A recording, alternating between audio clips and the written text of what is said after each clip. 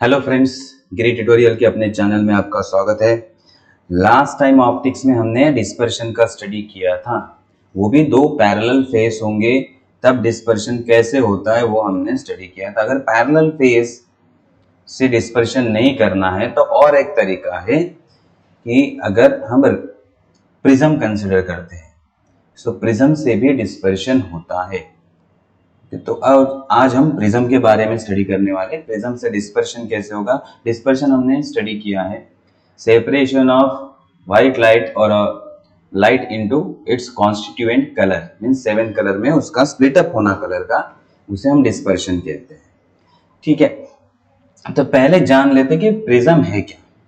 तो प्रिज्म में क्या होता है, ये ग्लास ब्लॉक होता है। Okay, glass block, prism is a veg shape glass block जिसमें दो ट्रायंगुलर फेस होते हैं, दो ट्रायंगुलर फेस और 3 रेक्टेंगुलर फेस होते हैं। तो अगर हम प्रिज्म को ड्रॉ करें कैसा होगा, इसमें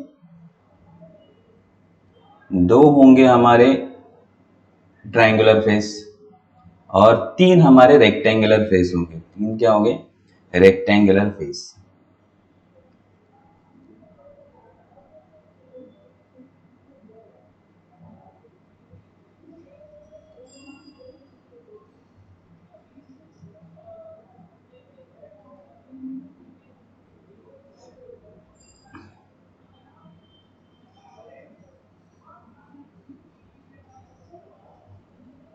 ये इस तरह से ये आ गया एक रेक्टेंगुलर फेस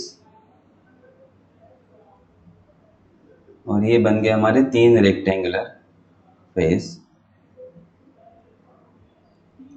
अब इसको ज्वाइन कर लेते हैं और एक ट्रायंगल बनेगा।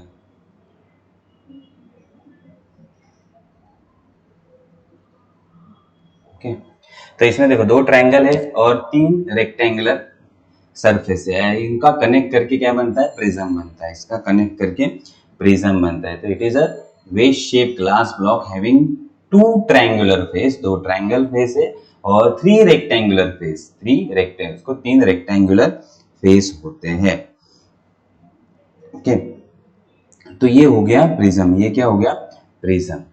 ठीक है, अगर हम प्रिज्म को बीच में से ऐसा कट करते हैं, एक छोटा सा इसका पीस ले लेते हैं परपेंडिकुलर टू एजेस, ये जो 3 है इसके एजेस है, ये 3 क्या है, एजेस है। तो ऐसा एक कट करते हैं 2 डायमेंशनल शेप। अगर कट करके मेरे पास ऐसा एक ए बी सी, स्टडी करने के लिए हम उसका एक सेक्शन लेते हैं ए बी सी, इसे कहा जाता है प्रिंसिपल सेक्शन। प्रिंसिपल सेक्शन क्या है, एज को परपेंडिकुलर हम अगर प्रिज्म का एक सेक्शन लेंगे इस तरह से, ये मैंने एक सेक्शन ले लिया, ये ए बी सी, इसे कहते हैं प्रिंसिपल सेक्शन। इसे क्या कहते हैं, प्रिंसिपल एक्सिस। और इन तीनों को एज कहते हैं, क्या कहते हैं, एज। ठीक है, देन एंगल, जो भी प्रिज्म का, जहां से हम दो, अब यहां से इसके 2 फेस हम रिफ्रैक्शन के लिए यूज करेंगे। एक तो ये फेस यूज कर सकते हो आप, या ये फेस यूज कर सकते हो। मीन्स एक ये वाला, अगर ए बी वाला फेस यूज किया तो ये दोनों रिफ्रैक्टिंग फेस हो गए, ये क्या हो गया, रिफ्रैक्टिंग फेस। और प्रिज्म जो हम यूज नहीं करते उसे बेस कहते हैं, जो हम रिफ्रैक्शन के लिए यूज नहीं करते इसे क्या कहते हैं, बेस। इसे कहेंगे हम बेस, और इसे हम कहेंगे रिफ्रैक्टिंग सरफेस। रिफ्रैक्टिंग सरफेस, ये एक सरफेस होगा और ये रिफ्रैक्टिंग सरफेस दूसरा सरफेस होगा। तो ऐसे 2 सरफेस होंगे रिफ्रैक्टिंग, एक और 2। देन इन 2 रिफ्रैक्टिंग सरफेस के बीच में जो एंगल होगा उसे हम कहेंगे प्रिज्म एंगल। तो ए हमारा प्रिज्म एंगल, ए क्या है हमारा, प्रिज्म एंगल। ये रिफ्रैक्शन के लिए 2 फेस यूज करते हैं, तो उनके बीच में जो इंक्लाइनेशन होगा या जो एंगल क्रिएट करेंगे 2 रिफ्रैक्टिंग सरफेस, उसे हम क्या कहेंगे, प्रिज्म एंगल। उसे हम क्या कहेंगे, प्रिज्म एंगल। ठीक है, तो ये समझ में आ गया। हमने क्या किया, ए बी सी, एक इसमें से एक सेक्शन काट लिया, उसे कहते हैं प्रिंसिपल सेक्शन। इसमें 2 फेस, अगर हम ये फेस यूज कर रहे हैं और यहाँ का फेस यूज कर रहे हैं, तो इस फेस को हम कहते हैं रिफ्रैक्टिंग सरफेस। और ये जो एंगल होगा प्रिज्म के बीच में, रिफ्रैक्टिंग फेस के बीच में, उसे हम कहेंगे एंगल ऑफ प्रिज्म और प्रिज्म एंगल। ठीक है, ये सारे कंसेप्ट बेसिक है प्रिज्म के लिए। तो ये सारे प्रिज्म के कंसेप्ट है। तो प्रिज्म समझ में आ गया। अब आते हैं हम प्रिज्म से रिफ्रैक्शन फेनोमेनन कैसे होता है। रिफ्रैक्शन फेनोमेनन कैसे होता है वो हम स्टडी करते हैं। तो पहले हम प्रिंसिपल सेक्शन क्यों लिया हमने, क्योंकि प्रिंसिपल सेक्शन से स्टडी करना बहुत इजी होता है। प्रिंसिपल सेक्शन से स्टडी करना क्या होता है, बहुत इजी होता है, इसलिए हमने प्रिंसिपल सेक्शन लिया। अब इसमें से हम रिफ्रैक्शन का स्टडी करेंगे, ठीक है। तो ए बी सी एक प्रिंसिपल सेक्शन लेंगे हम, ए बी सी हम क्या लेंगे, प्रिंसिपल सेक्शन।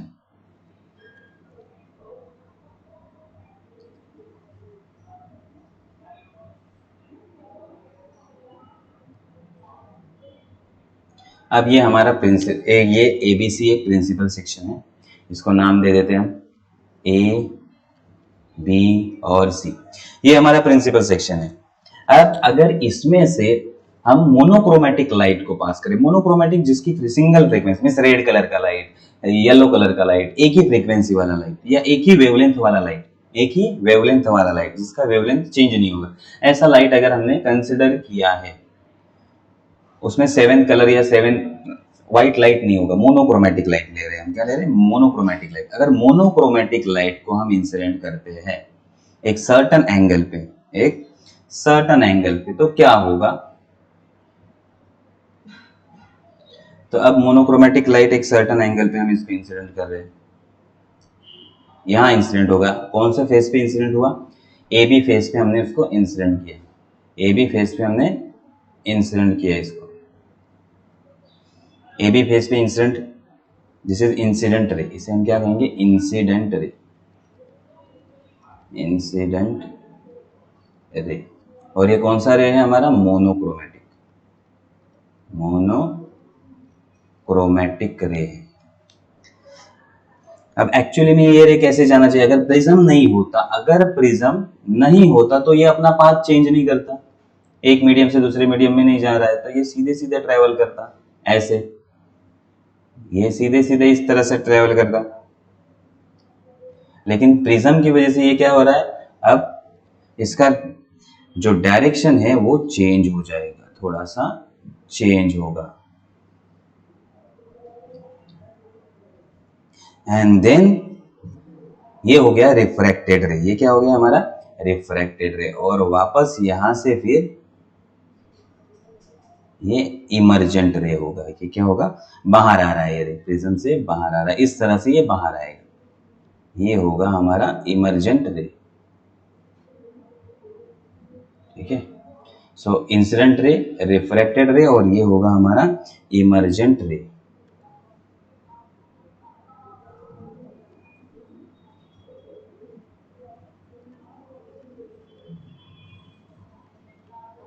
इमर्जेंट रे, ठीक है। अब देखो रिफ्रैक्टेड रे भी, अगर रिफ्रैक्टेड रे का डायरेक्शन कौन सा है, रिफ्रैक्टेड रे का डायरेक्शन ये है, और इमर्जेंट रे कहाँ से आ रहा है, एक्चुअली हम देखें इसको पीछे अगर एक्सटेंड करें तो इमर्जेंट रे यहां जा रहा है,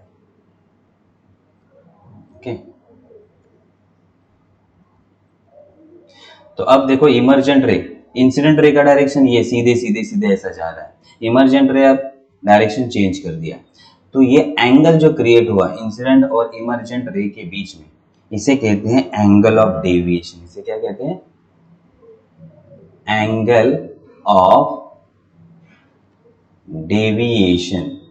तो अगर प्रिज्म नहीं होता, ये इंसिडेंट रे सीधा सीधा जाता, इंसिडेंट रे सीधा सीधा जाता, लेकिन बिकॉज ऑफ प्रिज्म ये क्या हो गया, डेविएट हो गया, ये क्या हो गया, डेविएट, कितने एंगल से डेविएट होगा, वो एंगल अगर हम मेजर करते हैं, so angle between incident ray and emergent ray is known as the angle of deviation, angle of deviation. तो ये इंसिडेंट रे है, ये हमारा रिफ्रैक्टेड रे है, रिफ्रैक्टेड रे, और ये इमर्जेंट रे है, ये है एंगल ऑफ डेविएशन, इसको हम कहते हैं प्रिज्म एंगल। ये ए हमारा क्या होगा, प्रिज्म एंगल, इसे हम कहते हैं प्रिज्म एंगल, ठीक है। यहां तक समझ में आ गया। और ये हमारा एबीसी, एबीसी प्रिंसिपल सेक्शन है, और बीसी हमारा बेस है, एबी और एसी ये हमारे रिफ्रैक्टिंग सरफेस है। अब क्लियर है, ठीक है, मोनोक्रोमेटिक रे से कैसे लाइट पास होता है ये समझ में आ गया। अब आते हैं हम आगे वाले कंसेप्ट पे। अब अगर हम मोनोक्रोमेटिक लाइट को व्हाइट लाइट से रिप्लेस करते हैं, मोनोक्रोमेटिक लाइट को किससे रिप्लेस करेंगे, अब हम व्हाइट लाइट से रिप्लेस करते हैं, तब क्या होगा, तो ये हमारा प्रिज्म है A B C, principal section. ये क्या है हमारा प्रिंसिपल सेक्शन। ए हमारा प्रिज्म एंगल है, ए क्या है हमारा prism angle, angle A prism angle है। ABC principal section, principal section है।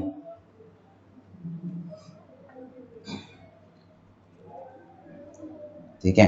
अब अगर व्हाइट लाइट हम इंसिडेंट कर रहे हैं, कौन सा लाइट इंसिडेंट कर रहे हैं इसके ऊपर, व्हाइट लाइट, तो क्या होगा ये हम देखते हैं।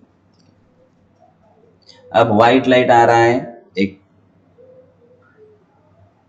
सर्टेन पॉइंट पे इंसिडेंट किया, या ए बी फेस पे उसने इंसिडेंट किया।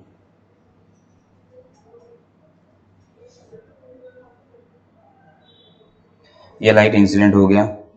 अब क्या होगा, व्हाइट लाइट में 7 कलर होते हैं। व्हाइट लाइट में क्या होता है, 7 कलर होते हैं, और ये एक मीडियम से दूसरे, एयर से ग्लास में जा रहे हैं, दूसरे मीडियम में जा रहे हैं, तो हर एक लाइट के लिए रिफ्रैक्टिव इंडेक्स अलग अलग होगा।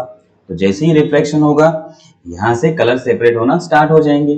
मीन्स हर एक कलर अलग अलग एंगल में डिवाइड करेगा। एक्चुअली इंसिडेंट रे कहाँ जा रहा है, इंसिडेंट रे जा रहा है यहाँ इस डायरेक्शन में,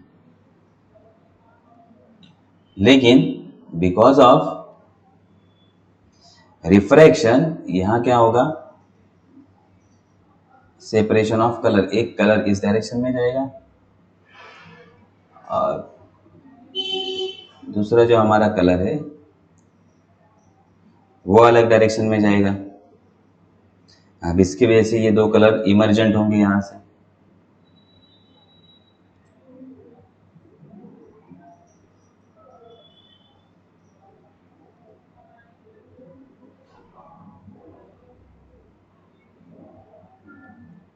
इस तरह से ये रे ट्रेवल करेंगे।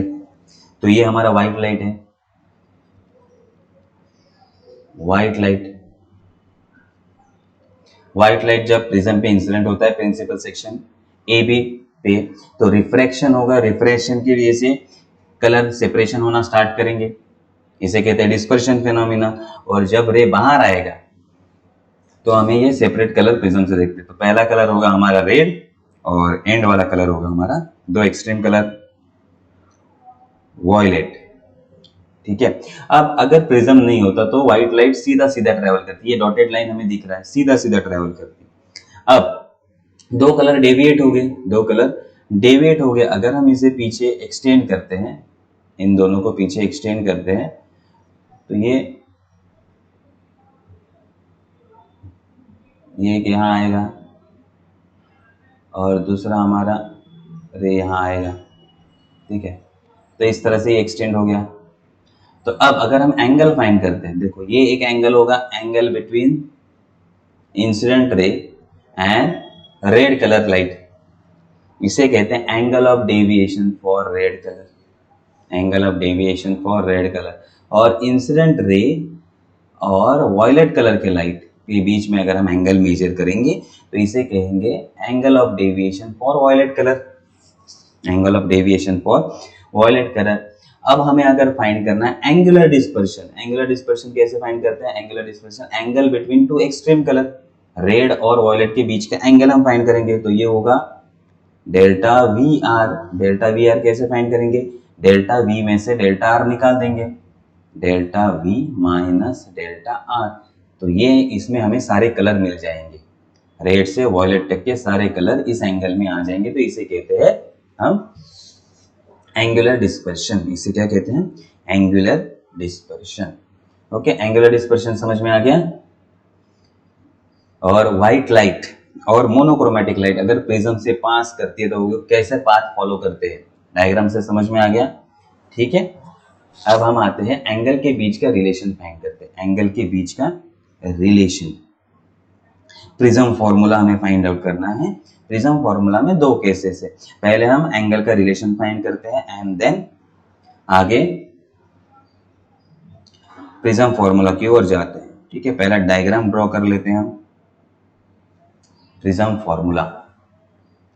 नेक्स्ट हम क्या स्टडी करने वाले हैं, prism formula. Prism formula.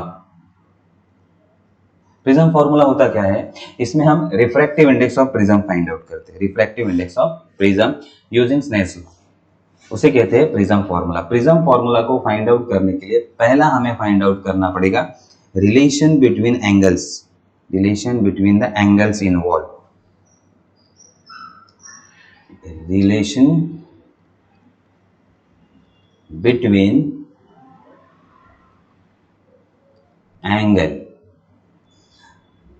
Angles involve.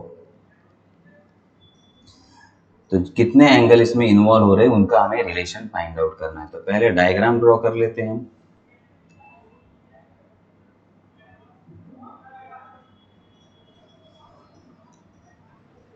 अब ये हमारा प्रिंसिपल सेक्शन है, ये हमारा प्रिंसिपल सेक्शन है। A B C is a principal section. अब मैं धीरे धीरे टर्म बताते जाऊंगा। ए बी सी हमारा क्या है, प्रिंसिपल सेक्शन। अब अगर इस पे इंसिडेंट लाइट आ रहा है, इंसिडेंट रे, यहां इंसिडेंट रे इंसिडेंट कर रहा है प्रिज्म के ऊपर, ठीक है। So P Q is a incident ray. P Q क्या है हमारा, पी क्यू ये हमारा इंसिडेंट रे है। अब ये इंसिडेंट करेगा कौन सा फेस पे, ए बी फेस पे इंसिडेंट करेगा प्रिज्म के। ए बी फेस पे ये इंसिडेंट कर रहा है। अब इंसिडेंट एंगल हमें मेजर करना है, क्या मेजर करना है, इंसिडेंट एंगल। तो हम क्या ड्रॉ करेंगे, नॉर्मल ड्रॉ करेंगे। हम ड्रॉ करेंगे normal to face A B. A B face को हम एक नॉर्मल ड्रॉ करेंगे 90 डिग्री वाला।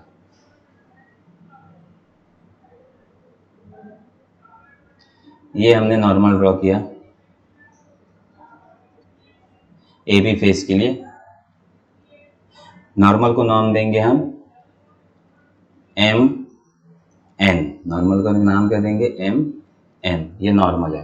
अब angle between normal and incident ray, इसे कहा जाता है इंसिडेंट एंगल।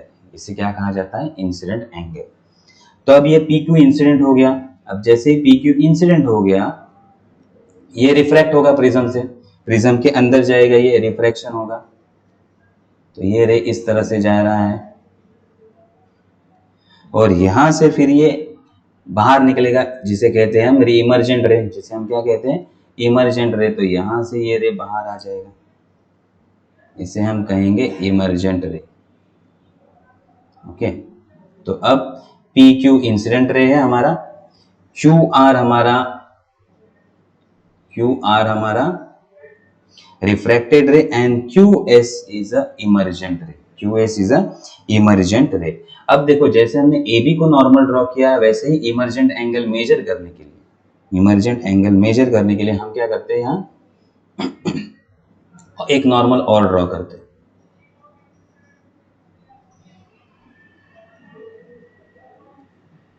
इस सरफेस पे भी हम नॉर्मल ड्रॉ करते हैं, ठीक है।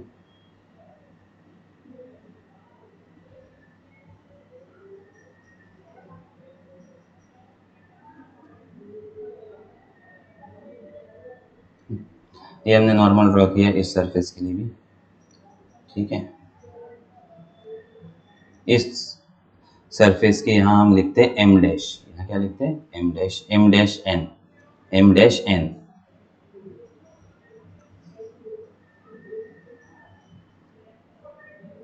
एन को हम यहाँ लिखते हैं। इस एंगल को हम कहेंगे इमर्जेंट एंगल, ई, ठीक है। चलो यहाँ से पी क्यू रे इंसिडेंट हो गया, क्यू आर रिफ्रैक्टेड रे है, so normal and angle between refracted रे, नॉर्मल और रिफ्रैक्टेड रे के बीच का एंगल होगा angle of refraction R1। Then ये यहाँ आके इंसिडेंट होगा, यहाँ एंगल होगा R2। ये दो एंगल भी आ गए R1 and R2, refracted angle है ये R1 and R2 refracted angle. अब इंसिडेंट रे को हम थोड़ा सा और आगे बढ़ाते हैं, क्योंकि एंगल ऑफ डेविएशन हमें फाइंड आउट करना है। एंगल ऑफ डेविएशन क्या होता है, angle between incident ray and emergent रे। तो ये हमारा इंसिडेंट रे है, तो इंसिडेंट रे हमारा आगे तक आ गया। और अब आते हैं हम इमर्जेंट रे पे। इमर्जेंट रे को और बढ़ाते हैं, ये हो गया इमर्जेंट रे। इसको नाम देते हैं हम x, इसको नाम देते हैं x, और ये एंगल होगा हमारा डेल्टा। इसको कहते हैं एंगल ऑफ डेविएशन। इसे क्या कहते हैं हम? Angle of deviation. ये t तक हमने एक्सटेंड किया है रे को, एंगल ऑफ डेविएशन। ठीक है, डायग्राम समझ में आ गया? अब देखो, अब जो ये एंगल बचा हुआ है, ये यहां मैं अब डायग्राम ड्रॉ करता हूं। देखो शॉर्ट में, ये हमारा प्रिज्म का फेस है ए बी, ये हमारा प्रिज्म का फेस है ए बी। ठीक है, यहां से ये इंसिडेंट रे आ रहा है। इंसिडेंट रे क्या है हमारा? इंसिडेंट रे है हमारा पी क्यू। इंसिडेंट रे है हमारा पी क्यू। यहाँ नॉर्मल है, ये हमारा नॉर्मल है, और यहाँ ये नॉर्मल है, और यहाँ हमारा आगे रे जा रहा है। ठीक है,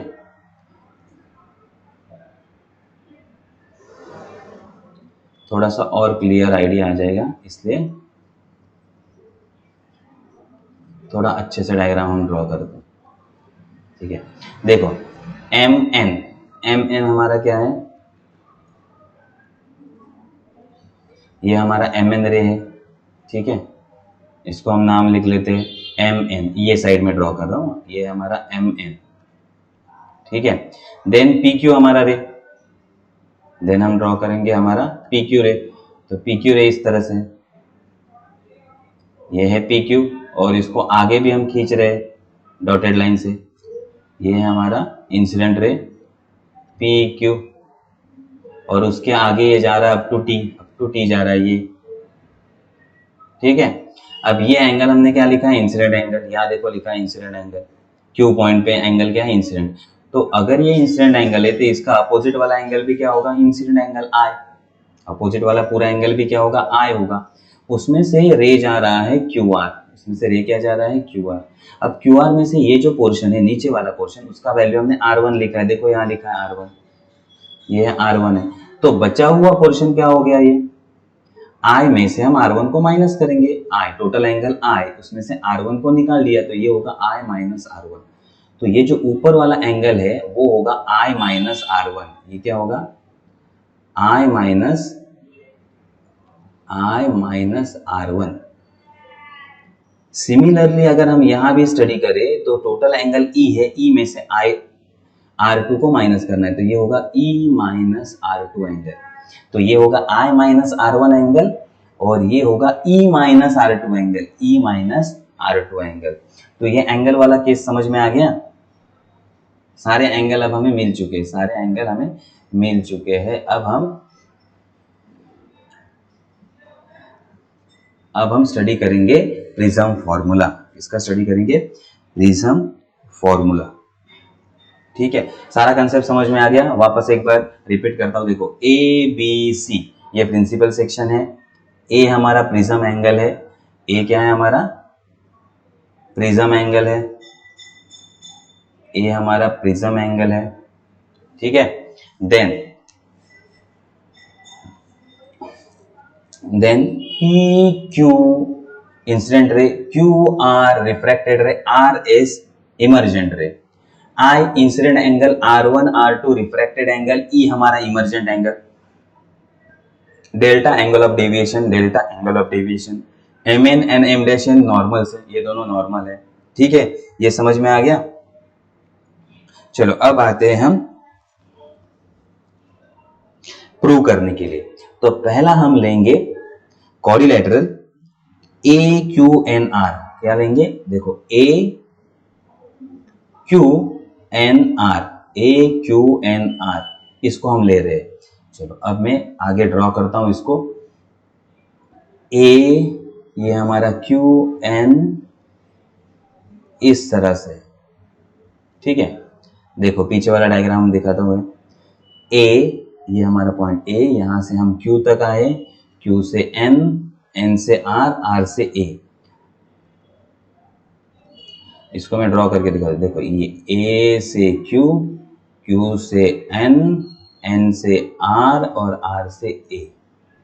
ठीक है, ये है हमारा प्रिज्म एंगल ए। ये हमारा प्रिज्म एंगल और सामने वाला एंगल क्यू एन आर। ठीक है, ये समझ में आ गया, इसको हमने ड्रॉ किया है। तो ये हम यहाँ, ये होगा हमारा prism angle A, A Q N are.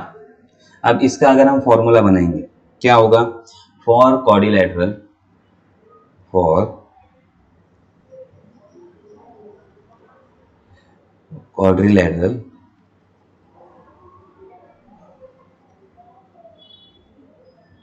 कौन सा लिया हमने, A Q N R, A Q N R. इसमें angle A plus angle Q N R plus angle Q N R, quadrilateral के सामने वाला एंगल, इसका टोटल कितना होता है 180। कितना होता है 180 डिग्री। इसको हम कहेंगे इक्वेशन 1। इसको हम क्या कहेंगे, इक्वेशन 1।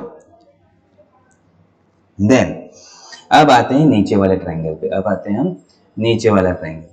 ठीक है, कौन सा नीचे वाला ट्रायंगल लेंगे अब हम लेंगे triangle number yes Q R N. ये ट्रायंगल लेंगे क्यू आर एन। ठीक है, क्यू आर एन को ड्रॉ कर लेते हैं, R1 R2 और एंगल एन। तो नेक्स्ट हमारा जो ट्रायंगल है that is Q R N. देखो यहां हम ड्रॉ कर लेते हैं, इस तरह से वो एंगल है क्यू आर एन। यहाँ है एंगल R1, यहाँ है एंगल R2 और ये हमारा third angle N। So in triangle Q R N क्या होगा, addition of three angle R1 plus R2 plus angle Q N R is equal to 180 डिग्री। अगर प्रिज्म के तीनों एंगल को हम ऐड करते हैं, प्रिज्म के तीनों एंगल को हम ऐड करते हैं तो उसका एडिशन कितना होगा 180 डिग्री। अब देखो compare equation 1 and 2, compare equation 1 and equation 2, दोनों इक्वेशन को कंपेयर कर, दोनों का आंसर 180 आ रहा है। दोनों का आंसर क्या आ रहा है 180 आ रहा है। तो हम ऐसा लिख सकते हैं कि A angle plus angle Q N R is equal to R1 plus R2 plus angle Q N R. तो क्यू एन आर कट हो जाएगा और A इज इक्वल टू हम ऐसा लिख सकते हैं angle A is equal to R1 plus R2। Equation 3, A is equal to R1 plus R2। ये आ गया हमारा एक इक्वेशन। ठीक है, अब वापस डायग्राम पे आते हैं, वापस हम डायग्राम पे आते हैं।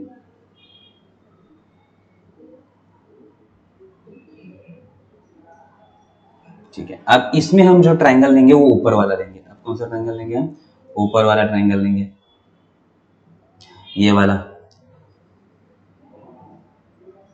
एक्स क्यू आर और उसके साथ ये टी वाला भी सेक्शन ले लेंगे एक्स क्यू आर। ठीक है, अब इसको हम ड्रॉ करते हैं। देखो एक्स क्यू आर और ये टी तक रे हम लेंगे। ठीक है, इसमें हम एक्सटीरियर एंगल थ्योरम को यूज करेंगे, एक्सटीरियर एंगल थ्योरम। चलो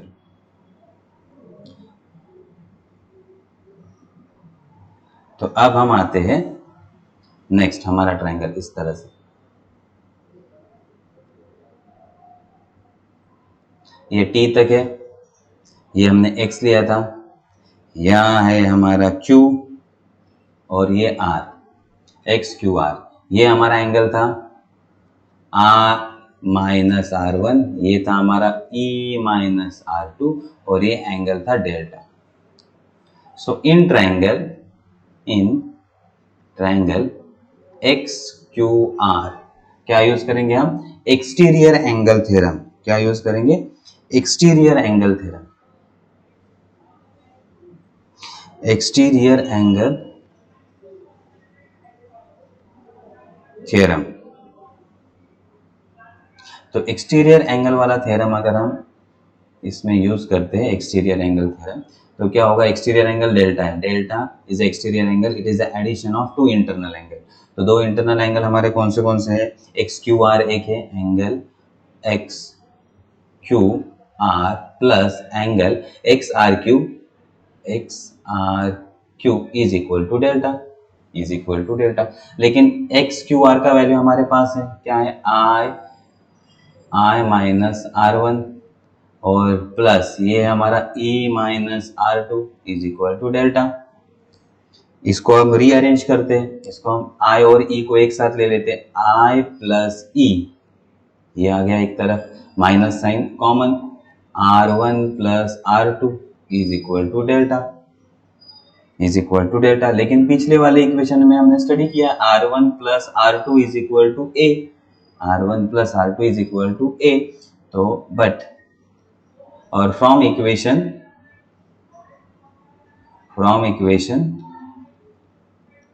इक्वेशन 3 हम कैसे लिख सकते हैं, i plus e minus a is equal to delta, क्योंकि r1 प्लस r2 का वैल्यू हमने प्रूव किया है a है, therefore i plus e is equal to a plus delta.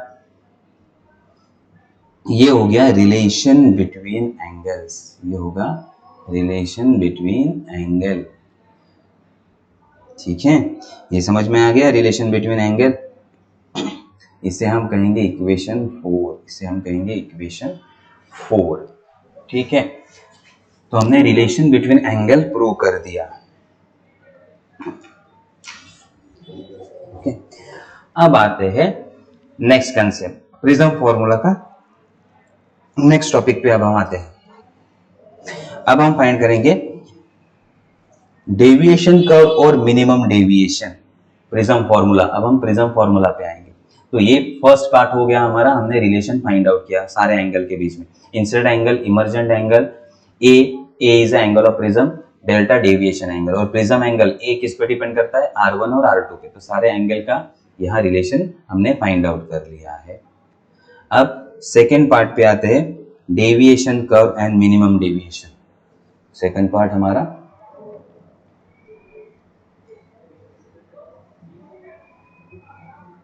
Deviation curve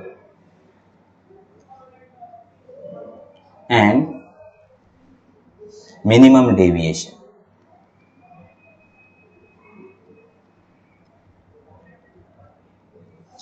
अब होता क्या है मिनिमम डेविएशन, ये ग्राफ है, ये एक्सपेरिमेंटल प्रूफ है, ये क्या है, एक्सपेरिमेंटल प्रूफ है। इसमें हम ग्राफ ड्रॉ करते हैं पहले तो, ठीक है। ये ग्राफ हमें कहता क्या है वो हम देखते हैं।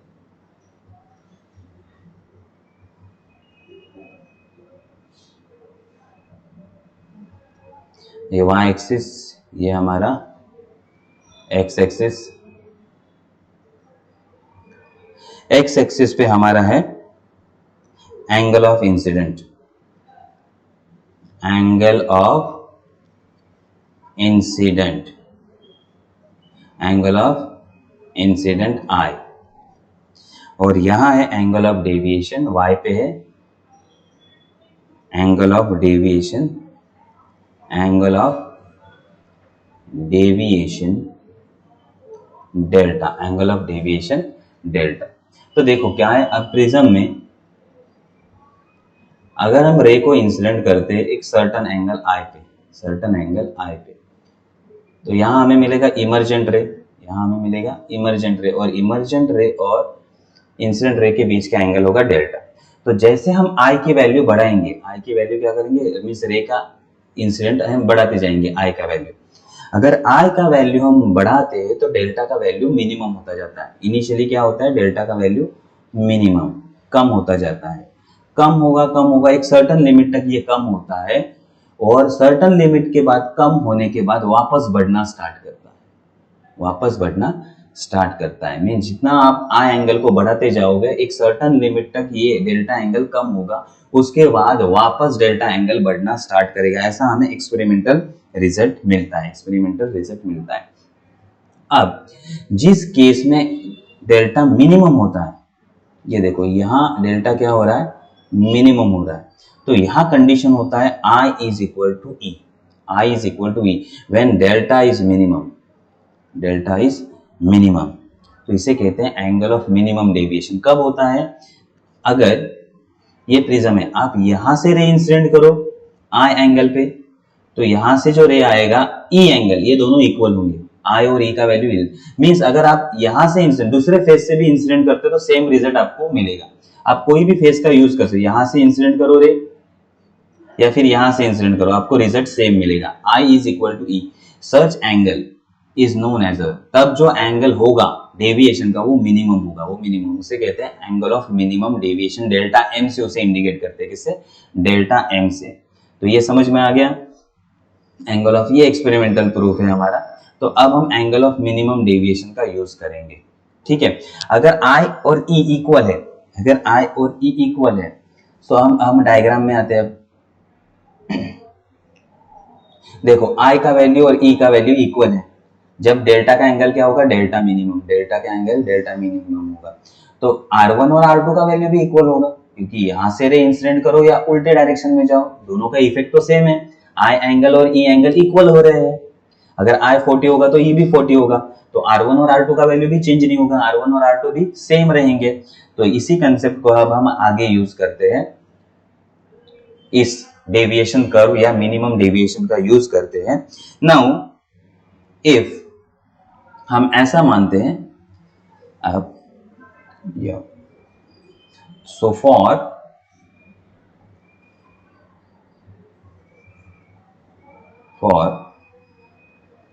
Delta is equal to delta minimum, angle of minimum deviation, उस केस में क्या होगा? R1 is equal to R2, ये दोनों एंगल इक्वल हो जाएंगे और इसे हम कहेंगे R दोनों को मिलके, और I is equal to E, I ये कंडीशन है डेल्टा मिनिमम पे, ये दोनों कंडीशन है।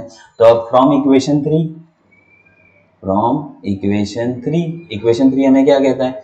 R1 plus R2 is equal to A। अब R1 और R2 का वैल्यू सेम है, तो हम ऐसा लिख सकते हैं R plus R is equal to A और 2R is equal to A and R is equal to A by 2। ये आ गया हमारा इक्वेशन इक्वेशन 5, 4 हमने फाइंड आउट किया है। देन हमने और एक रिलेशन फाइंड आउट किया है फ्रॉम इक्वेशन 4, इक्वेशन 4 हमें क्या कहता है? I plus E is equal to A plus delta, लेकिन डेल्टा का वैल्यू अब क्या है? Delta minimum. जब डेल्टा का वैल्यू डेल्टा मिनिमम होगा, I और E का वैल्यू सेम हो जाएगा। सो I प्लस I हम ऐसा लिखते हैं, I प्लस I क्या हो जाएगा? I is equal to E, ये केस हम स्टडी करेंगे, दोनों एंगल इक्वल है तो E की जगह हमने I पुट कर दिया। I प्लस I क्या हो जाएगा? 2I is equal to A plus delta minimum. So I is equal to A plus delta M divided by 2। ये हो गया हमारा I का वैल्यू, ये हो गया इक्वेशन 6, ये हो गया इक्वेशन 6। R का वैल्यू A बाई 2, I का वैल्यू R का वैल्यू A बाई 2 और I का value A plus delta M divided by 2, ठीक है। अब using Snell's law,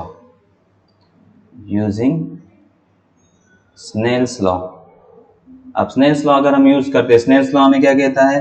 Snell's law N is equal to sine I divided by sine R, refractive index is equal to sine I upon sine I। अब I का value हमारे पास है from equation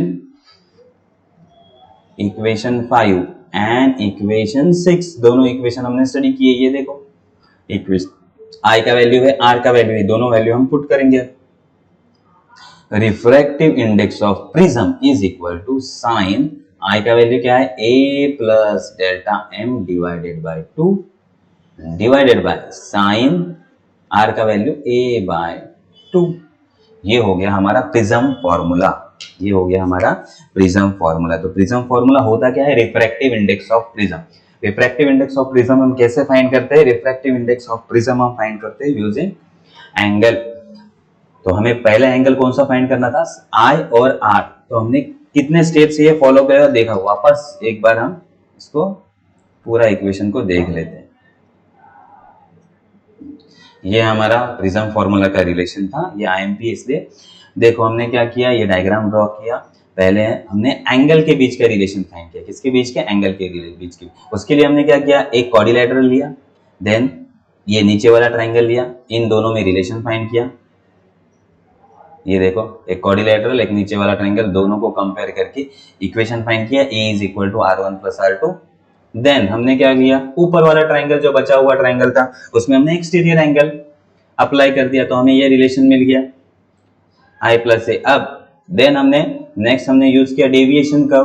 derivation curve में हमने prove किया कि delta minimum जब होता है तो I इज इक्वल टू ई होता है, I इज इक्वल टू ई होगा तो R1 और R2 भी इक्वल हो जाएंगे। तो ये कंडीशन हमने यूज किया और दोनों इक्वेशन में हमने पुट कर दिए, दोनों इक्वेशन में हमने पुट कर दिए, तो हमें उसमें से R का वैल्यू मिला और I का वैल्यू मिला। ये दोनों हमने किस में पुट किए, हमने पुट किए इसको स्नेल्स लॉ में। तो स्नेल्स लॉ में हमने इसको पुट किया और हमें रिफ्रैक्टिव इंडेक्स मिला, refractive index of prism, refractive index of prism. तो ये समझ में आ गया और इसी को बोला जाता है प्रिज्म फॉर्मूला, इसी को बोला जाता है प्रिज्म फॉर्मूला।